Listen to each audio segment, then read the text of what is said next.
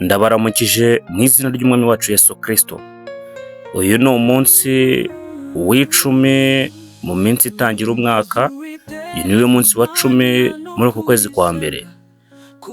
Mbyutse muri iki gitondo mbabwira ngo uyu munsi ubeho uri umunyembabazi, kuko ijambo ry'Imana rirambwira ngo muri Matayo ibice 5 umurongo wa 7 haravuga ngo hahirwa abanyembabazi kuko aribo bazazigirirwa.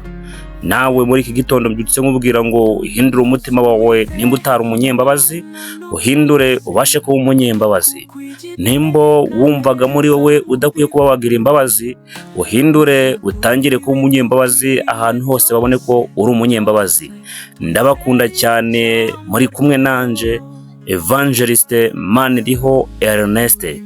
Kanda subscribe kugira ngo buri gitondo tujye tubasha kumva hamwe ijambo ry'Imana ribasha guhumuriza umutima wawe. Ubu ni ubuhanuzi bumanutse muri iki gitondo cy'umugisha. Imana ibahereze umugisha kubwo kumva ubuhanuzi. Ndabakunda cyane, muri kumwe nanje Evangeliste Maniriho Ernest.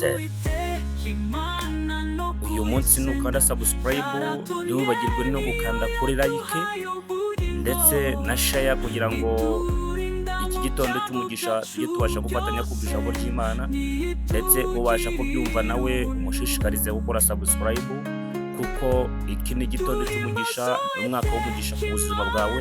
Wowe ubasha kunkurikira ugakurikira kuri YouTube channel yanjye, andikamo Mr Ernest, uzabasha guhita ubona channel yanjye unkurikirane. Ndabakunda cyane, nanone nongeye kubibutsa urukundo rwa Yesu Kristo.